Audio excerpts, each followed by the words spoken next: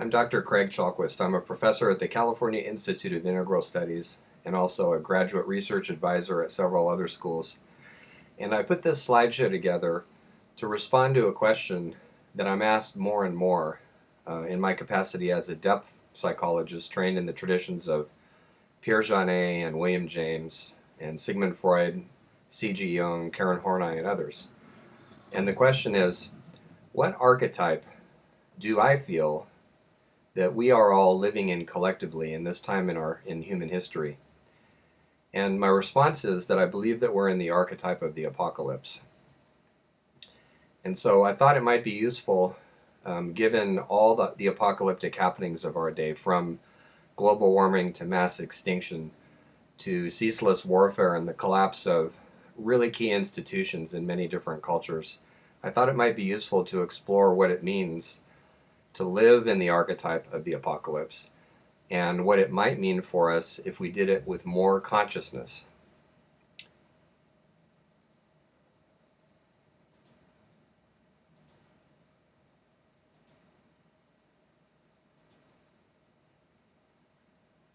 So here's the table of contents for the slideshow. I want to start by going through some of the images of our time to see if we really do indeed find ourselves in an apocalyptic situation. I'd like to go a little bit further than that and develop what it means to live in an apocalyptic situation and what an apocalypse looks like both culturally and psychologically. And then tend the question of why they occur and how we can hold them in a more symbolic, psychological, metaphoric way rather than living them out literally and unconsciously. Then I want to look at some of the images of renewal that come up in our time as well, because an apocalypse isn't just about things breaking down. It's also about what's waiting on the other side. And you can think of an apocalypse as a situation of massive rupture in which new things are waiting to be born. So I want to look at some of those new things, including the image of Earthrise, as Joseph Campbell would put it, a possible mythic image for our time, a guiding image for us. I want to look at what it means to be in a conscious relationship to an apocalyptic time.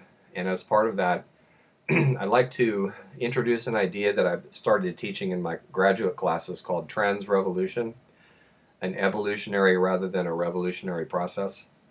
And then I want to finish by saying a bit about my personal spiritual path, which is something that I have not done in public before. And my name for it is Terra Spirituality, and I'd like to talk about that and what that has to do with both facing apocalypse consciously and with the time of renewal that I think is also at hand. So that's how I'd like to proceed.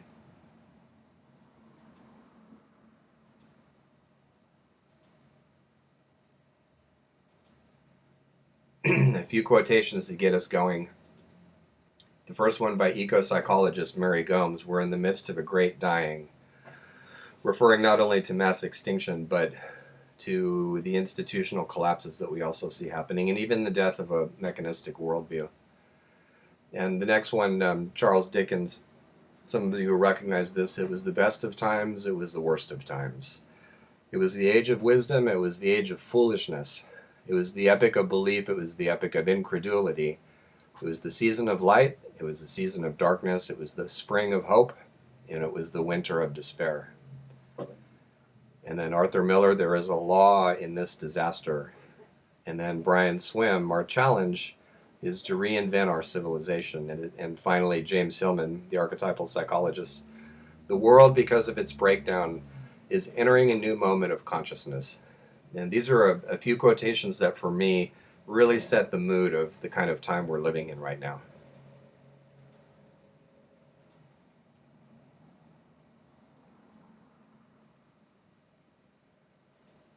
So to start, if you follow the news at all, you're going to be aware of some aspect of this sixth mass extinction event that our planet is now undergoing.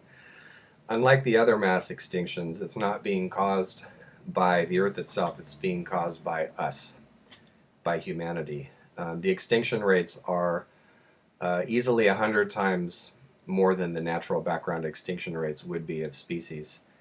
And it's been estimated that if those don't stop, then within a few decades we could lose half the plant and animal life on this planet. It's important to recognize, too, that we're not excluded from the reckoning here. We're on that list, too. Climate change, of course, has been prominently featured in the news. I make a prediction sometimes in my classes that because of the obvious floods, superstorms, melting ice at the poles of the planet, and so many other things, they're happening in such rapid succession now that I would predict that within 5 years there will be virtually nobody who fails to recognize that we're in a period of global warming. You may have heard of the huge plastic island that's floating in the ocean. There's actually a few of these islands around the world. They're products of our waste. In permaculture, which has to do with designing food systems in a way that mimics how the natural world grows food, it's often said that you can tell when a natural cycle's been broken because waste is created. So these are areas where we need to learn how to get back in step with the rest of the natural world if we want to keep living on it. These sorts of cyclonic events are now called superstorms in the news, but they're not super anymore. They're super in strength and size, and they draw their energy from the huge amounts of heat in the atmosphere because of global warming, but they're normal now. They're our new norm. They're what we're going to face going forward. And it's sobering to think, too, that the extra heat in these storms is not... well, a couple of things about that. First of all, there's often a debate when a storm happens, is it driven by global warming or is it not? It's really the wrong question to ask. The question to ask is, to what extent is it being driven by global warming? Because they pretty much all are now. But another thing to bear in mind is that these big storms represent the excess carbon that went into the atmosphere 30 to 50 years ago.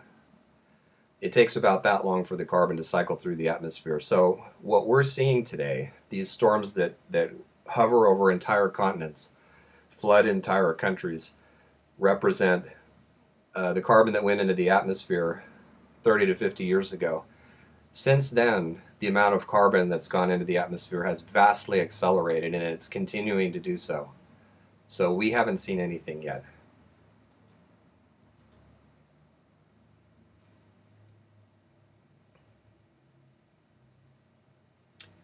The pace of urbanization continues, swallowing incalculably vast resources, land, water, cropland that's being plowed under. And as part of this, I've noticed that for some years now, science fiction films have reflected the apocalyptic tone of this time that we're walking into. These are a couple of images from different periods of the White House being under attack by alien forces. I've noticed in my dreams, and then those of my clients back when I did psychotherapy, that sometimes aliens showing up in dreams have to do with what we're alienated from, the forces outside of us that are knocking on the psychic door, wanting our attention, wanting us to do something about them. The institutions of religion have been taking quite a beating for a long time now, actually. They're in a crisis of credibility at this point.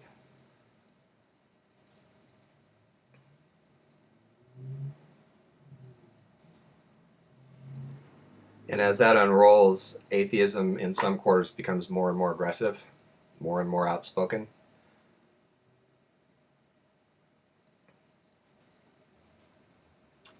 Our financial institutions represent the same. This is an image of the Assyrian bull god Moloch. The image in the upper left, he was a god Moloch, who the Assyrian for sacrifices, and so the priests of Moloch fed the Assyrian Empire, which usually was militarily aggressive, began to decline because so much money was being shaped like the bull god military adventures. But as the decline in fortune accelerated in the Assyrian Empire, more and more people were sacrificed to that bull god. The empire had become fragile because constant military adventurism had deprived the empire of funds that it needed to maintain itself. A situation perhaps analogous to that of the United States in some ways. As this continues, the disparity of wealth grows exponentially. Since the 1980s, there's been a shift upward in wealth greater than any in the history of this country, and there's been similar developments in other countries as well, as more and more wealth becomes concentrated in fewer and fewer hands.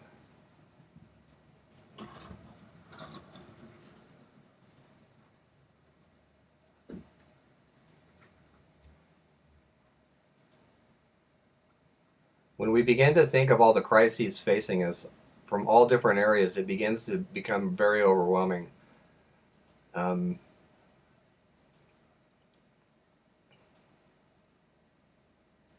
Business, education, consumption, security, energy, transportation, religion, race relations, all of it seems to be on the brink of chaos. And the one thing we know about all of that, even if we don't know where it's all going to wind up, we do know this, that the natural world has the last word. And so we have the choice to try to align ourselves with it or go under. So I want to talk a little bit about what this means. If we really are in an apocalyptic time, not a literal end of times as some reactionary religious conservatives would put it, but an apocalypse more as an archetypal presence, more as the tone of the time that we live in. What does that really mean? I want to look into that a little bit. And it's important to remember that the old Greek word apocalypsis means to uncover what is hidden. And so it's intrinsic to an apocalypse that it comes at the end of a worldview or a series of worldviews that have exiled big portions of human experience. So I wanted to give you a few examples of that. These are all voices and presences that have been shoved to the margins of culture and consciousness, starting with the presence of the natural world, which we tend to see as either a backdrop to human affairs or something that we are the master of. And here's a few other examples. Direct spiritual experience not mediated by dogma. The capacity for intuition to know things that one cannot prove, but that nevertheless one does know. The voices of women, of course. Patriarchy is, at this point, 8 to 10,000 years old. Voices of people of color. Voices of the queer. Voices of the poor, the colonized. And this last phrase, one dimension too many, comes from Hermann Hesse's novel Steppenwolf, where Ermina, one of the characters, tells the protagonist, you are one of those exiles from life because you have a dimension too many. You're a little bit too conscious for your own good.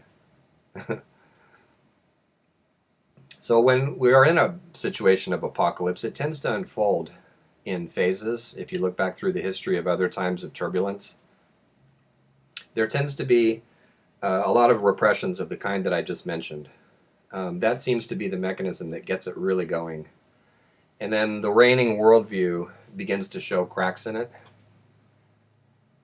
And in between the cracks, both visions of doom and shifts in the collective mood, things become depressing or absurd. And representatives of the status quo, scientifically, educationally, politically, religiously, what have you, begin to be more and more strident and frantic as they try to cover up the cracks in the reigning worldview or views. And then when the apocalypse gets into full swing, whatever it is that's been repressed returns wildly and in full force. It breaks through the cultural defenses that kept it silent. And as this happens, the ruling gods, the ruling myths and principles and the dominant images of a time begin to die. This happens very often in religious systems where the old gods are replaced by new ones. I'm thinking of examples in Europe where my ancestors, who were pagans, worshipped gods that became smaller and smaller in mythology. They started out as powerful beings, and then they ended up being trolls and dwarves, and then they became fairy tale figures. With all this comes the collapse of key institutions across many different sectors of cultural life. And when the crisis reaches its maximum and things get still again, then there's a sense of renewal. There's a sense of new forces, new gods, new myths that come into prominence collectively. And so why do we have to go through this? Well, all worldviews wear out. And a worldview, if you think of it as a filter or as a framework that makes sense of ourselves and our place in the world, they can be either personal or collective. Either way, they eventually wear out as collective consciousness continues to move on and develop. The old beliefs, the old containers simply don't work anymore. So that's one reason. The ruling myths of a time, the ruling images and assumptions tend to wear out too. In our day, the myth of progress is taking quite a beating. It's becoming increasingly obvious that progress in some cases is actually regress. Apocalypses occur and accelerate when the kinds of leaders that a culture has are psychologically immature, impulsive, irrational, violent, short-sighted, bureaucratic, and materialistic. And it's even worse when the people that they lead are passive and feel helpless, taking up the child position of there's really nothing I can do about this, when the truth is that there's really nothing that's ever been done without the power of the people, ever. Patriarchy, of course, is a key dynamic of the apocalypse, always has been. And then the repression of dominant social forces is the very thing that leads to an explosion. If you want to strengthen something, if you want to make it powerful, then repress it, and it will be. Also, splits between inner and outer experience, especially when we try to reduce one to the other. And I'm thinking about my own field, psychology, where it's been popular, especially in the US, to explain the psyche or the mind as something that is secreted by brain cells. So it's an explanation that's entirely external and alienated. The other extreme would be to explain it only as inner experiences and to neglect neuroscience and all the other things that help us understand from the outside. And then finally, and this is a really key dynamic of the apocalypse, a lack of adaptation, both personal and cultural. And so we actually need a term for this, I think, and the term that I'm going to give it is apocalyptic failure, and it refers to what we saw in the first part of the slideshow with all those grim images. It's a breakdown at all levels. It's a breakdown across the board, not just in one discipline, one institutional area, one political area, or what have you, but it's apocalyptic failure is when they all break down at once, and that's the time that we're living in now.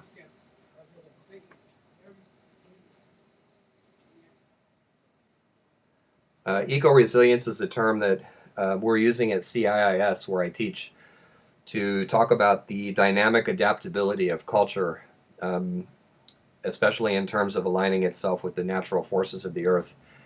A system is eco-resilient when it's aligned, when it's in harmony with the earth, rather than fighting against it. And so a key law that shows an apocalypse after apocalypse is this: align with your time and place or die. And the history books are full of civilizations that forgot that law or never knew it to begin with. There's no such thing as a sustainable empire. Never has been.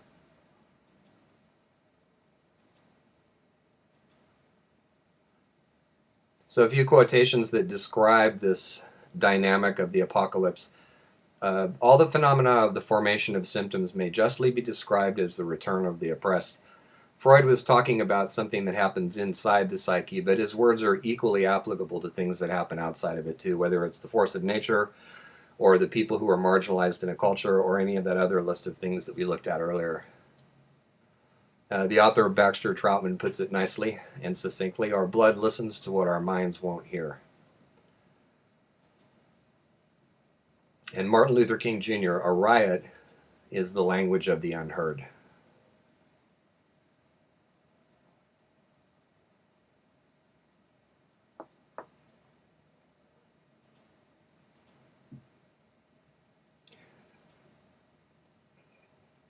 So here's one by Jung. The psychological rule says that when an inner situation is not made conscious, it happens outside as fate. By fate, Jung did not mean something that's written in the stars. What he meant was that if there's a situation developing and we only see the surface of it, we only see the outside of it, then we tend to fall into identification with it.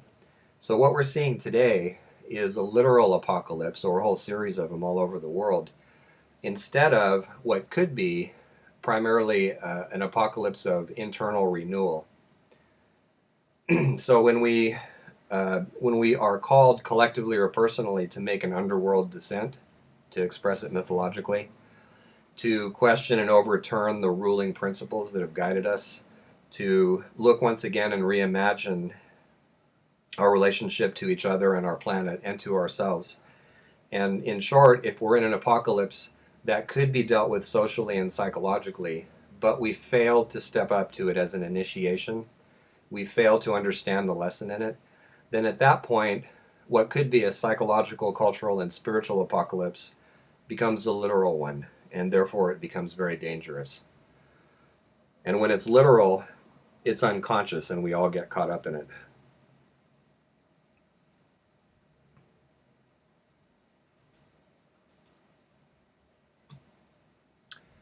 I have a couple of images here of teardrop shapes. When I was a boy, I had a really powerful dream, a big dream, in which I looked up at the sky at one point and I saw spaceships, UFOs, and the entire sky was filled with them. And they were teardrop shaped, and they had Christian crosses on the belly of each one of them. And I remember the feeling of awe and terror I had both in the dream and when I woke up from it.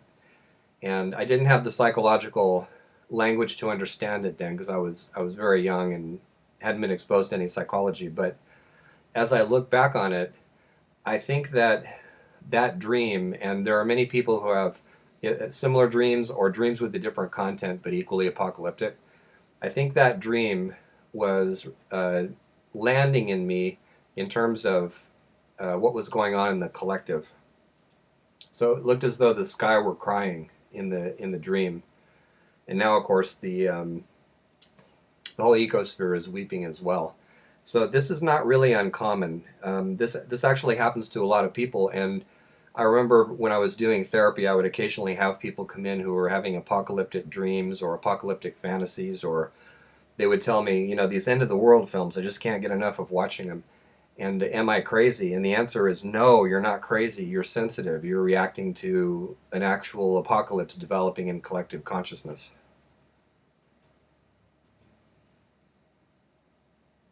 So here's an example of what I mean by an unconscious apocalypse that lives itself out literally. This river on the left is the Cuyahoga River. It's burned 13 times because of oil spills.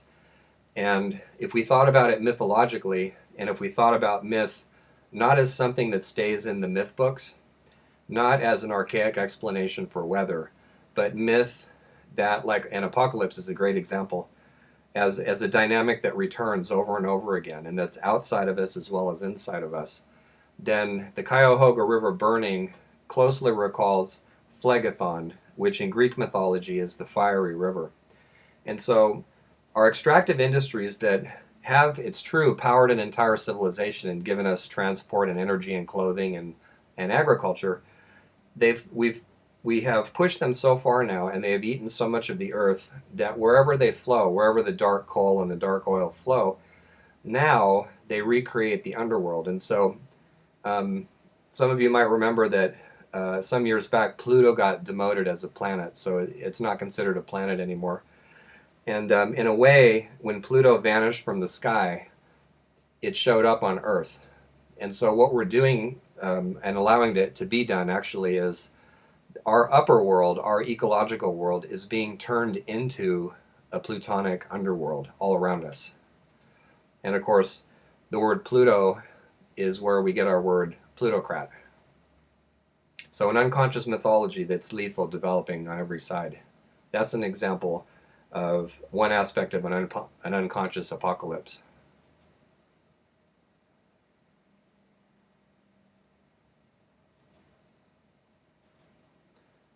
And on that cheery note, I think it's time to go in another direction here and look at What can happen on the other side of an apocalypse? What's the renewal aspect?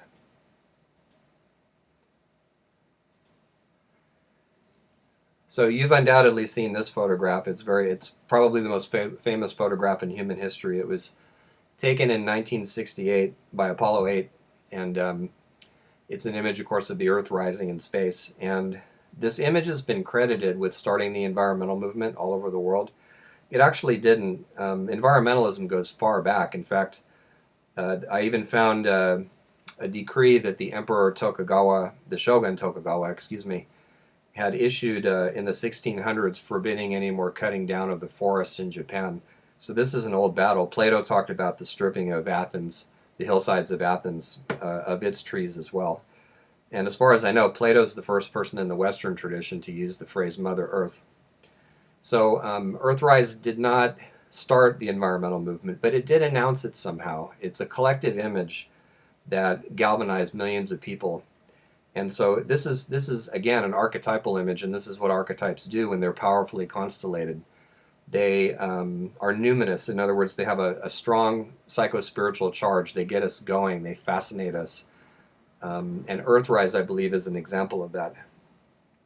It's interesting to me, too, that the reaction of the astronauts who took this picture when they first saw the Earth rising like this was not initially an objective, cold, impartial reaction, let's study it. Their reaction was actually aesthetic and heartfelt. They were amazed at the beauty of Earth.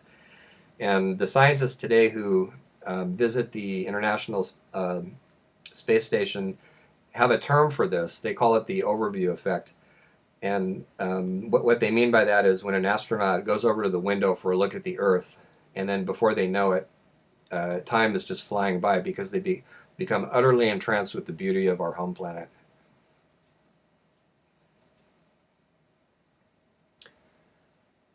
So in The Power of Myth film, in which Bill Moyers interviewed Joseph Campbell, they were talking about Earthrise, and Campbell suggested that this is actually a mythic image for our time, a source of new stories and new mythologies and a new worldview. And he said, this is the ground of what the myth is to be. When you see the Earth from the moon, you don't see any divisions there of nations or states. This might be the symbol, really, for the new mythology to come. I have a slideshow called Earthrise, Beacon of a New Worldview, and I developed this idea a bit further. It seems as though Earthrise has the potential for being the other side of the apocalypse, the image around which we can rally and that we can love and respect and take as a symbol of where we can go as a planet and as a species.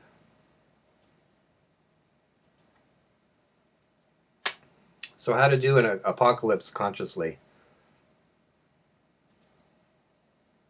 Some suggestions. Letting go of failing institutions. I was having a conversation with somebody in my family who is rather conservative, which I don't tend to be. And yet we agree on a lot, actually. A lot of these issues that we face these days go far beyond party lines. It's ridiculous to think that they're confined to them. And so I was saying to this family member, isn't it odd that we think that institutions that were created in the 1700s to administer a country of about 2 million people would have any hope of dealing with the complexities of life in our time? Isn't that amazing? And he thought it was too. He agreed. So realizing what we need to let go of, realizing what we can't preserve, that's a big part of being conscious about all this. And incidentally, there's a technical term that Jung used to use when he saw his patients trying to scramble to get their lives back together and put their lives back the way they were before some great crisis, instead of using the crisis as an opportunity to move forward in a different way and to embrace a new kind of life. Jung called that the regressive restoration of the persona. The persona is our social self. It's the face that we wear in public. And so it's a natural reaction when that mask gets torn off to try to put it right back the way it was instead of coming up with a new way to adapt to our situation. We do that with Apocalypse too. If only we could make the banks honest. If only we could clean up the religious institutions and the churches. If only we could have finance be different than how it is internationally, and so on and so forth. That would be examples of regressive restoration.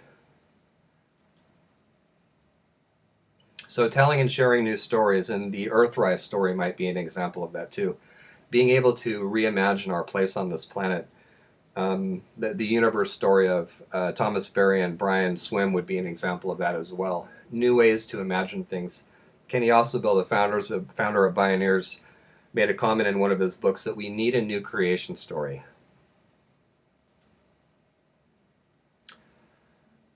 Conscious apocalypse requires welcoming what has been cast out of collective consciousness.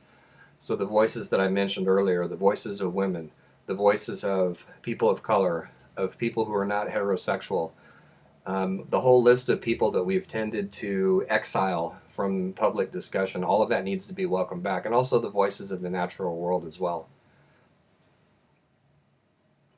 And as part of that, the aesthetic dimension, the heartfelt dimension of actually appreciating the beauty of the earth, and I'll say a little bit more about that in a moment here.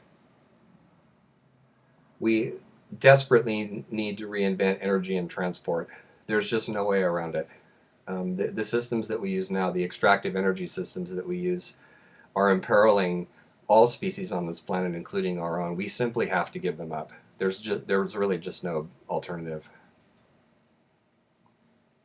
And I'll say a bit about this in a minute too. Trusting the order of the world, the intrinsic self-organization of the complexities of the world, instead of trying to impose schemas of authority and order on top of the world, which has been our way of doing it. How can we strengthen community? Community ultimately is the source of culture, and it's the safety net that holds all of us. And we're going to need it more than ever in the face of what's coming down the pike. Reconnecting with the natural world, having a conscious relationship with nature, and it is a relationship, and relationships take work and responsibility. Smart networking with our kindred, with people who support us, with people who have visions of good places to go in the midst of turbulence and chaos. People doing positive things to actually make their communities resilient. Those are the sorts of people we need to connect to and give voice to.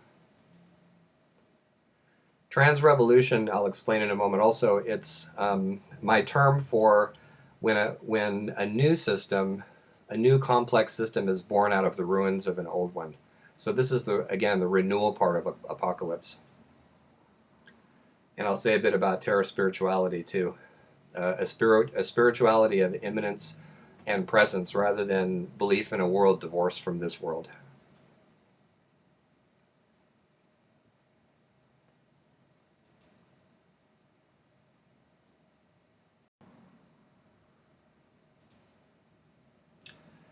Archon is an ancient term. I'm using it in the Gnostic sense. The Gnostics were spiritual seekers who began to organize into study and worship circles right before the birth of Christ. So they've been around a long time, very experientially spiritual people. And they use the term Archon to indicate the ruling powers of the world. The other term they had for Archon was the authorities of darkness. And so if you brought a Gnostic forward in time, then they would probably recognize some of these harmful institutions that are chewing up big pieces of the planet as recent examples of Archons. And it really has gotten to the point where it's the Archons or us. Somebody's got to go. If an institution is tearing big holes in the planet and jeopardizing species and making groundwater toxic and making the air toxic and overheating the planet, then clearly, as a matter of survival, pressure must be put on institutions like that to either evolve or go out of business. The way of dealing with an Archon is to see through it, to have a conscious experience of apocalypse that allows one to step back and say, you know, these ruling powers, they really have to go. They have to do things differently, and we've got to make them. And I mean that in the sense of a peaceful search for alternatives so that we can get energy and transport and not be dependent on toxic sources of those things by these harmful institutions, these archontic institutions.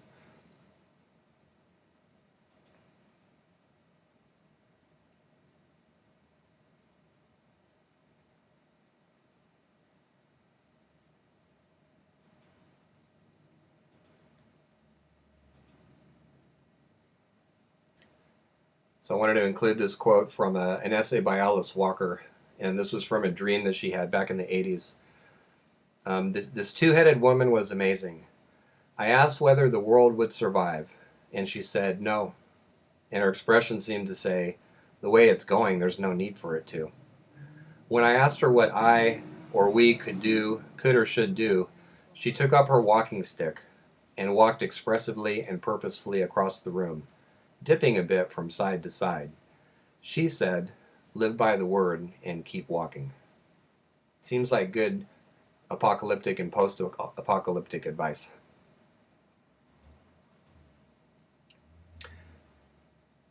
My appreciation of the world is increased when I think about how many patterns of order there are in the world.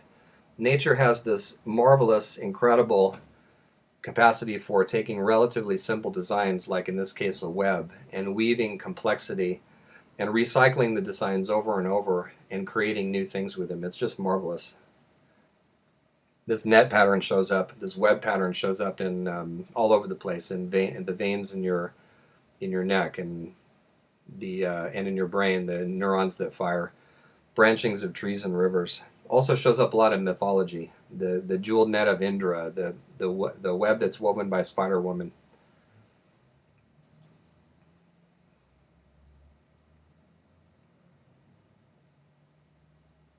These, I think, would be good patterns to think about for building new kinds of culture.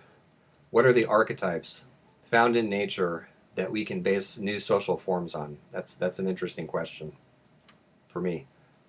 This is a spiral pattern. Again, an archetypal pattern that shows up again and again in the natural world. Jung talked about the spiral in terms of the basic signature of individuation, of the growth of individuality, but also community as well.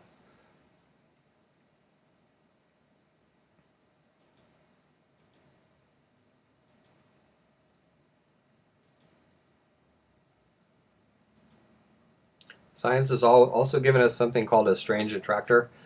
It's been discovered first in mathematics and then in forms of experimentation that deal with order and chaos. That when you have something that seems to be random, seems to be just noise, then very often if you look at it or listen to it from a certain perspective, it reveals a sense of order. So within the randomness, there are basic shapes, basic forms, around which the behavior of the system gathers itself. And so you can think of a strange attractor as the part of a complex system that it works as its heart, its guiding vision, its core sense of itself. We could even call it its soul.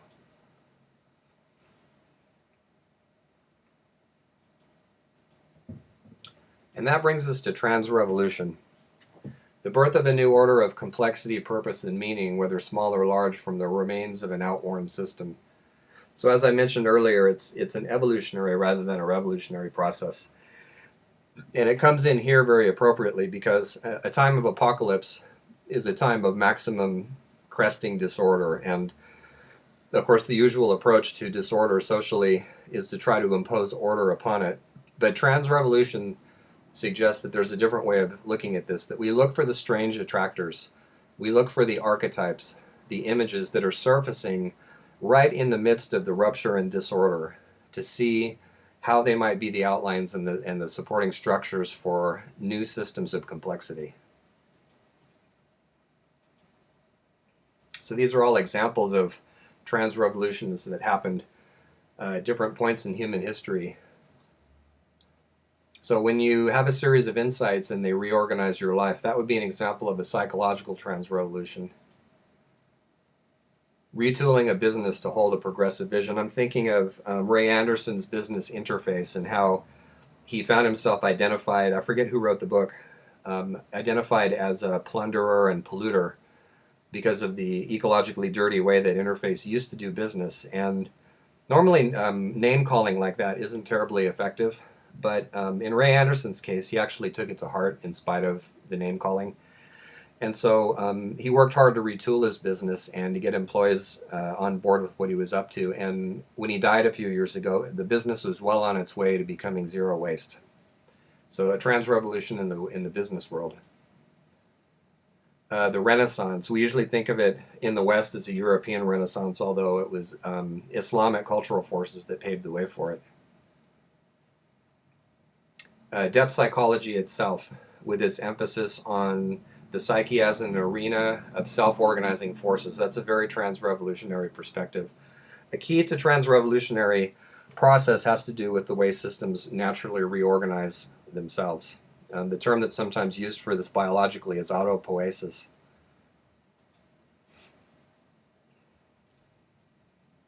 It's happening in science too with complexity theory. The women's movement is an example of a trans-revolution. So is the civil rights movement, the Green Belt movement in Kenya under Wangari Maathai, and permaculture, a design movement that uses systems principles to develop agriculture sustainably. Three core principles, core ethical principles of permaculture are care of the earth, care of people, and fair sharing of surplus. It's a view that's oriented toward abundance rather than scarcity. So it seems to me, as I look back through history and I consider different examples of trans-revolution, that there's 12 basic phrases.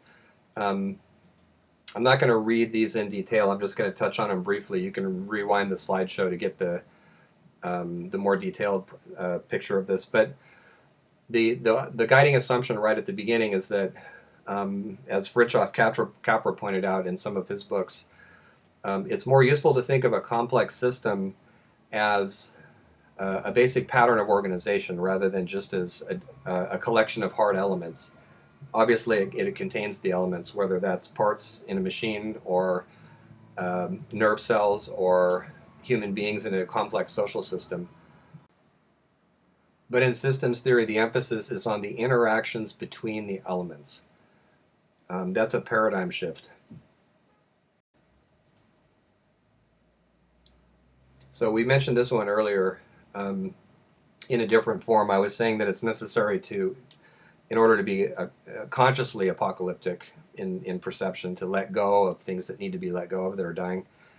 This trans-revolutionary aspect of this would be understanding when a system cannot change, when a system will not change, and when it can't change, it's doomed, because it's of the nature of living systems that they have to periodically reinvent themselves, partly through feedback from other systems, and when they've lost the capacity to do that, they're dead.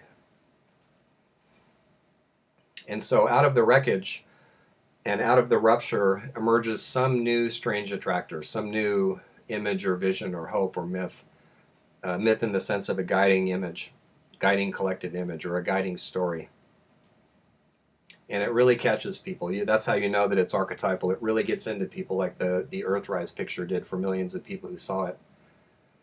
And so as numbers of people get caught by the vision and they start resonating to it, they begin to find each other and talk about it.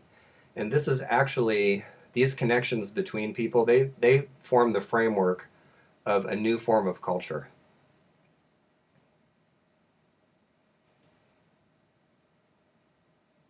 And so eventually these people become representatives of this new form of culture, and as they share it with other people, then they gather up those who resonate in a common effort.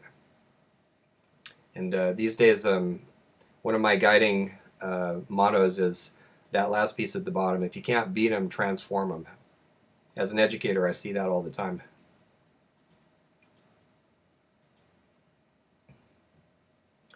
As this proceeds and the new strange attractor finds expression, a diversity of information channels spreads the ideas that are connected with it. It's important to have as many different diverse information channels as possible, a variety of media. And these days the internet and phones and all the other media that we use are really great examples of that.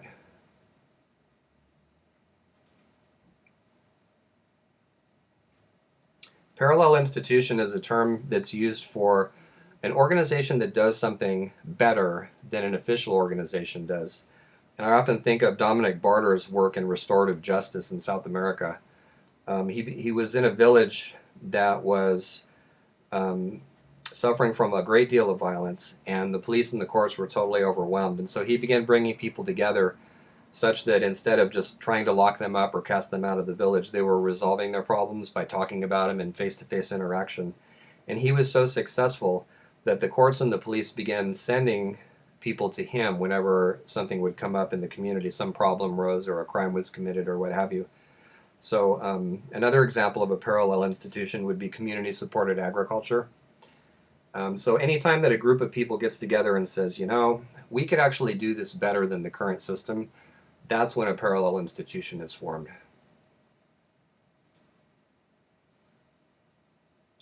So if there's enough of these at any one time, all centered around the guiding strange attractor that's surfacing from apocalyptic rupture, then they begin to develop new subsystems, new structures, new frameworks. And there's a term that we're starting to use at CIIS in conjunction with a certificate that we're developing in eco-resilience leadership. And the term is heartstead as opposed to homestead. And a heartstead is basically a wisdom and problem-solving group, not just a support group, although it includes that, but something that actually creates new experiments in culture, new solutions, and generates knowledge that can be pooled and shared with other heartsteads. So we're interested in seeing how that can develop. Donella Meadows, the systems expert, used to talk about facing reactionary opposition, and her advice was don't waste too much time on it. Just primarily focus on the success stories of what the new subsystems and the new frameworks and the new memes are up to.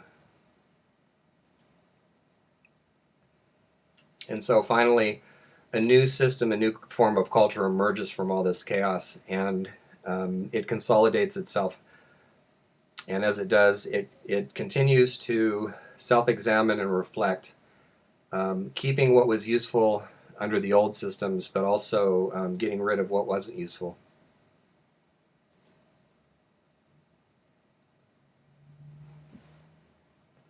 This last stage, almost no movement reaches, although a few have come close to it. It's difficult, especially during turbulent times, to remain in permanent critical self-reflection, but it's the only way ultimately a system has the resources to adapt itself to changing times. So that's trans-revolution. And a couple of appropriate quotations to go with it. This is from my colleague Linda Brazel. The redesign of every sector of society to be compatible with the rest of nature and nature's laws is the great work of our era. That goes way back to Hildegard of Bingen. One of the exciting things about living in an Earthrise time is that it lets us rely on old sources of wisdom and put them in relation to new ones, so we can redream them, we can update them and bring them forward and see how relevant they still are. A good example of this is this quote from the mystic Hildegard of Bingen. "The soul is the greening life force of the flesh, for the body grows and prospers through her, just as the earth becomes fruitful when it is moistened. The soul humidifies the body so it does not dry out, just like the rain which soaks into the earth." This is Thomas Berry. He called himself a geologian. I like that. "The universe is a communion of subjects, not a collection of objects." And this goes all the way back to the Gnostic Gospels. Sophia is the goddess of wisdom, and the old stories tell us that at one point the goddess of wisdom lived in what the Gnostics called the eighth realm of heaven, and looked down and saw her own light in the waters below and joined with them, and this is what created everything. And so, as Jeff Raff points out, Sophia can be thought of actually as the anima mundi, the soul of the world. And I really like this last quotation. "When the light of this Sophia had mixed with the darkness, it caused the darkness to shine." Beautiful quote for an apocalyptic time.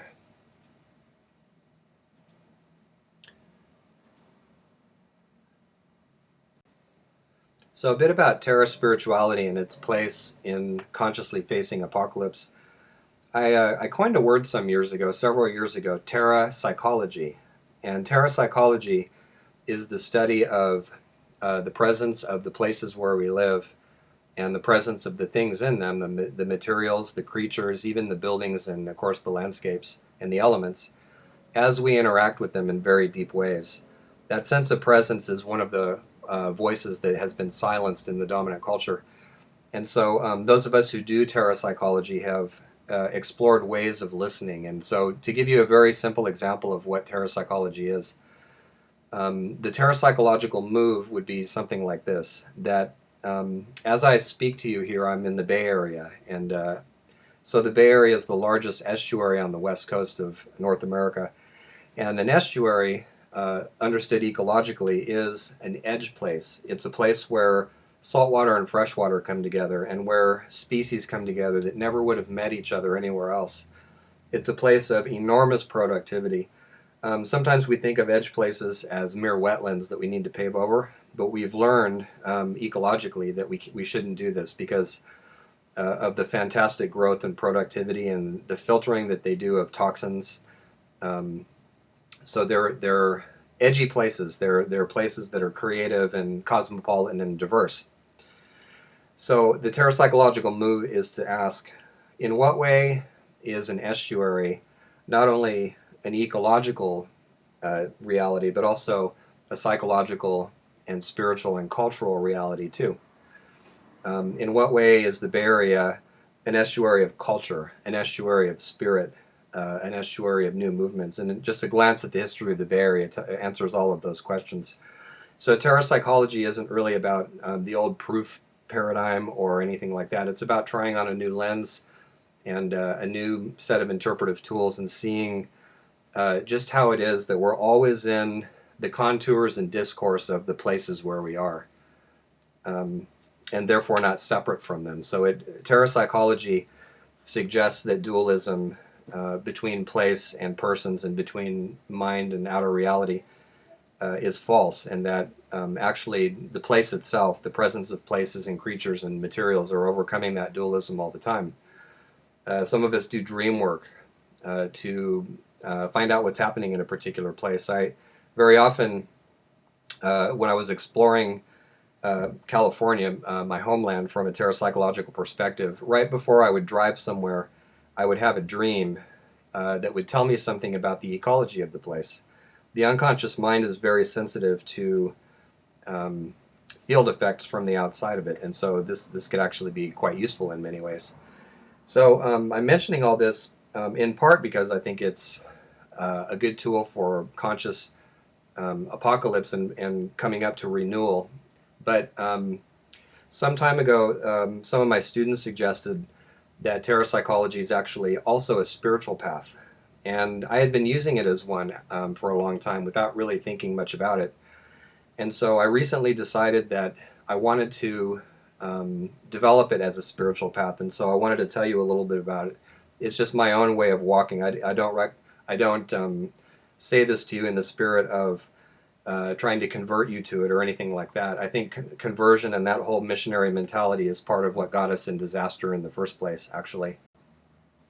So a couple of things about it. Terra Spirituality is a spiritual path that emphasizes loving Earth and all the other divine powers of the cosmos, not as worshipful children bowing down to them, but as psychological adults engaged in an ongoing conversation with these powers.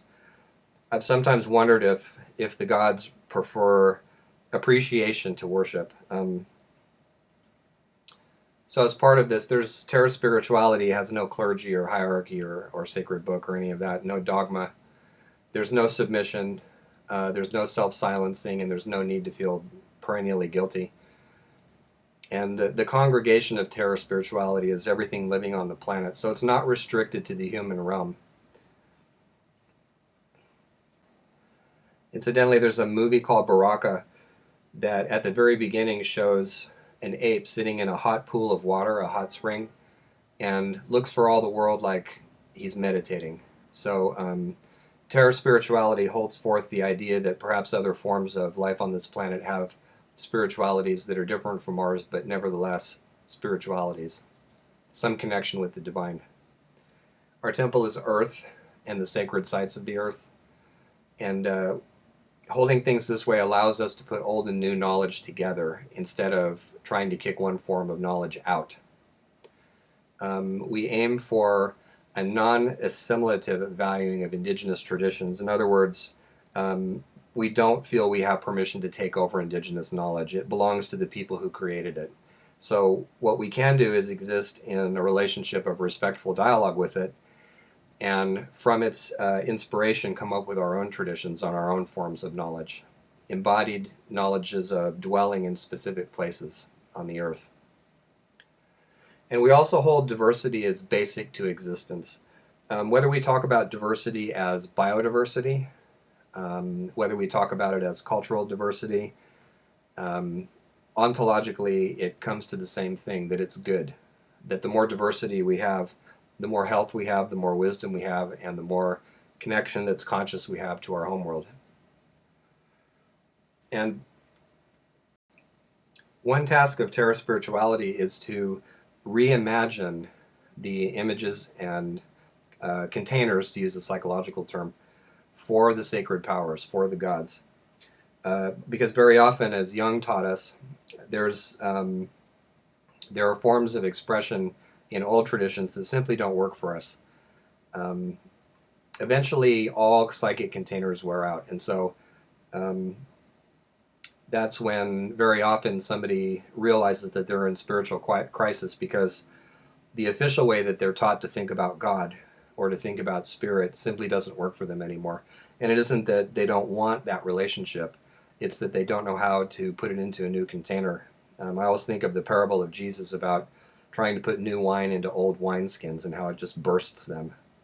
So Jung talked about the need to dream the myth onward by giving it a modern dress. And so Terra spirituality encourages an ongoing inquiry about what masks do the gods want to wear today.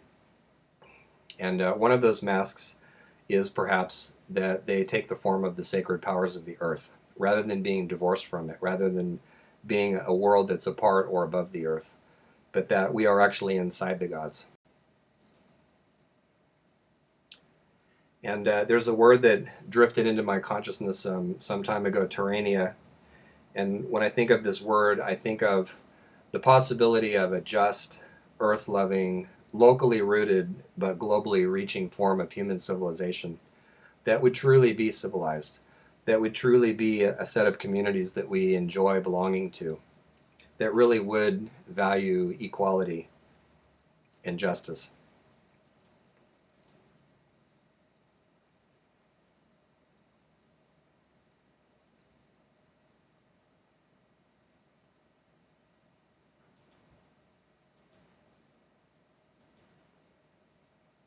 And so a few more quotations along Terra spirituality lines. This is from Pierre de Chardin. Throughout my whole life, during every minute of it, the world has been gradually lighting up and blazing before my eyes until it has come to surround me, entirely lit up from within.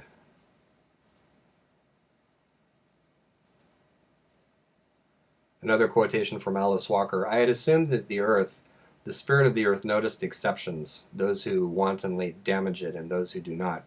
But the earth is wise. It has given itself into the keeping of all, and all are therefore accountable. We are not separated from spirit, said Plotinus. We are in it. And so I'd like to end with a recap. Doing Apocalypse consciously. These are some of the guiding questions that might come in useful during turbulent times. What do you need to let go of? What isn't serving you anymore? Either personally or collectively. What new stories resonate with you? What that's been cast out can you welcome home again? And also, who can you welcome home again? How to let in Earth's beauty, to let it really have a full transformative effect on the heart. In times of rupture, we tend to be very defended against letting in things that transform us. This calls for the opposite reaction, a certain moral courage to let things transform us, affect us. How will we help protect the earth? How can we learn to trust the intrinsic order of things? Where is your link with nature? What new attractors now arise for you? With whom, with what kindred shall you tend them? Who are our elders, the wise ones who can help us be initiated into full adulthood? And how do we reach that true adulthood?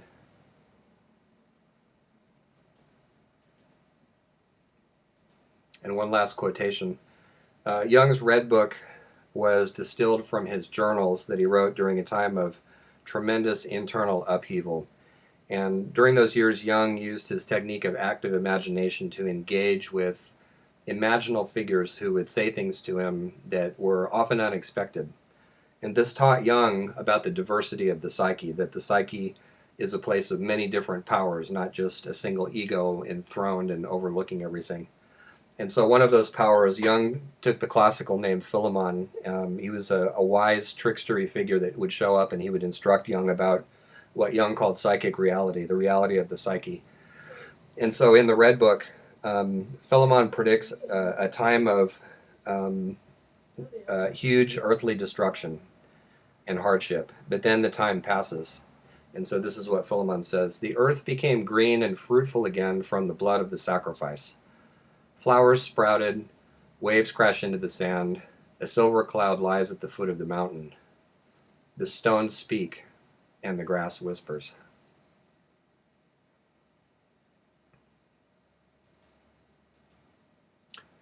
And so if you want to hear any more about Earthrise and the implications of it, if you want more about trans-revolution or Terra spirituality, and if you want a copy of this slideshow and some training in how to use it, feel free to email me at this email address.